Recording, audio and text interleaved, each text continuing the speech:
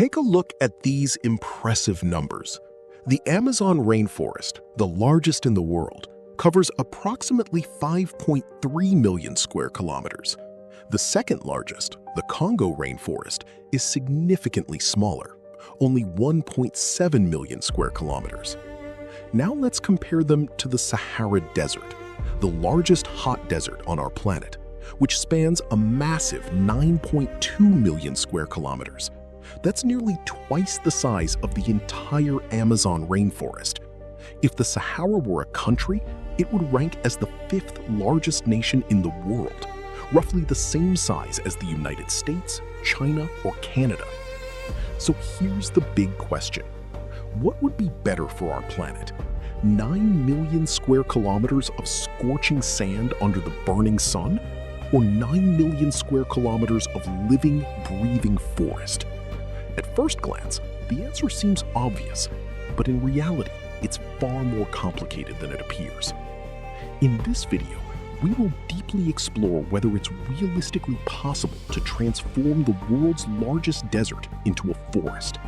We'll examine similar projects that have already been attempted, how much such a mega project would cost, what technologies would be required, and what serious consequences this transformation could bring to our planet's climate, ecosystems, and future. Some real attempts to transform deserts have already been made. One of the most ambitious examples comes from China. The Gobi Desert, the sixth largest desert in the world, covers 1.3 million square kilometers across Mongolia and China. For decades, this desert has been expanding aggressively at a rate of 3,600 square kilometers per year, swallowing grasslands, destroying farms, and forcing entire villages to abandon their ancestral lands. The Chinese government calculated enormous economic losses, nearly $50 billion every year. In response, they launched one of the largest ecological projects in human history, the Great Green Wall. This is a vast system of man-made windbreak forests designed to stop the advancing desert. The program began in 1978 and is planned to be completed around 2050, stretching over 4,500 kilometers in total. So far, the results are impressive. By 2009, China had already successfully planted forests covering more than 500,000 square kilometers, an area comparable to the entire country of Spain. Today, the desert is retreating by approximately 2,000 square kilometers per year. While the Chinese Great Green Wall has achieved notable success, it has also faced serious criticism and significant challenges. The new forests do help absorb carbon dioxide and slow down desertification, but many experts point out serious long-term problems.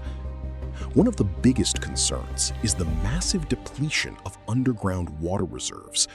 The planted trees consume enormous amounts of water in an already dry region.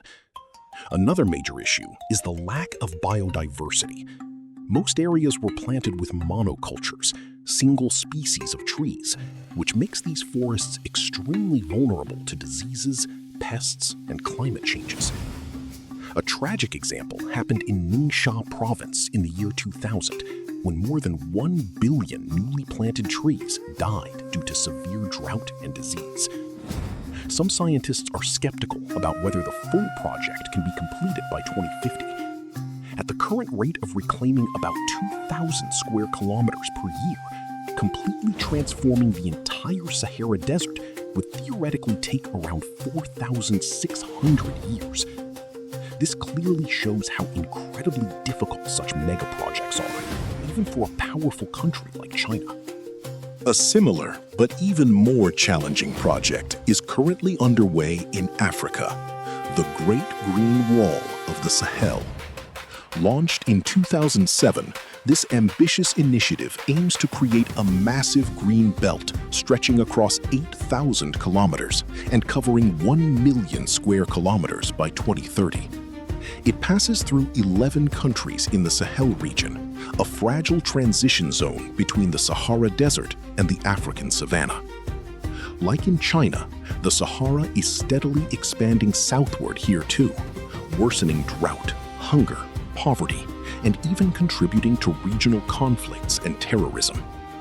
The project was designed not only to stop desertification, but also to restore degraded lands, create jobs, and improve food security for local communities. However, progress has been much slower than expected.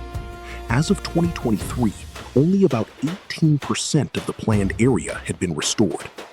The main obstacles are chronic lack of funding, weak coordination between different countries, political instability, and the effects of climate change. Most Sahel nations have not allocated significant money from their own budgets, relying almost entirely on foreign aid from the European Union, African Union, and international organizations. Because of these difficulties, achieving the 2030 target now looks highly unrealistic. But the biggest question remains, where would all that water come from? To grow a forest across the entire Sahara, you would need roughly 4.3 trillion cubic meters of water every single year. One possible source is the massive Nubian sandstone aquifer system lying directly beneath the desert. It spans over 2.5 million square kilometers and holds an estimated 150,000 cubic kilometers of water.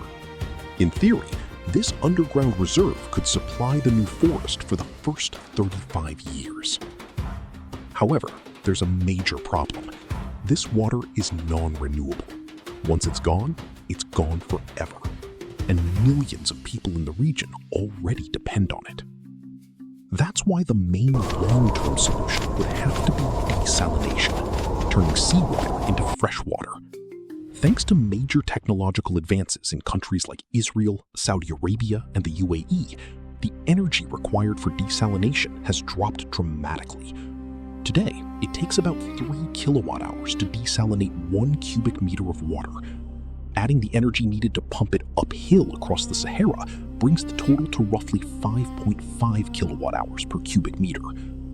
All of this energy could theoretically come from solar power, and the Sahara has more than enough sunlight.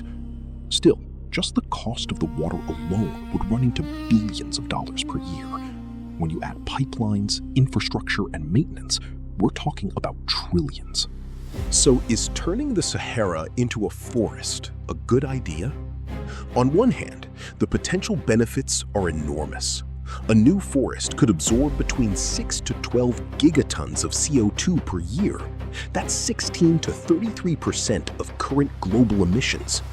It would cool the region through evaporative cooling, increase rainfall, create jobs, and restore life to one of the most inhospitable places on Earth. On the other hand, the challenges are equally massive. The project would require trillions of dollars, vast amounts of infrastructure, and decades, if not centuries, to complete. There are serious risks, depleting non-renewable groundwater, changing regional and even global climate patterns, and disrupting the Sahara's current role in fertilizing the Amazon rainforest with dust. Interestingly, the Sahara wasn't always a desert. Just 5,000 years ago, during the African humid period, it was green and full of lakes and vegetation. In a way, we wouldn't be creating something new. We'd be trying to restore what once existed. But perhaps the most important question is this: should we try to reshape nature on such a colossal scale, or should we focus on protecting and restoring the ecosystems we still have? The Sahara Greening Project forces us to confront a fundamental dilemma. How far should humanity go to fix the planet we've damaged? What do you think? Is turning the Sahara green worth the risk and the cost? Let us know in the comments below.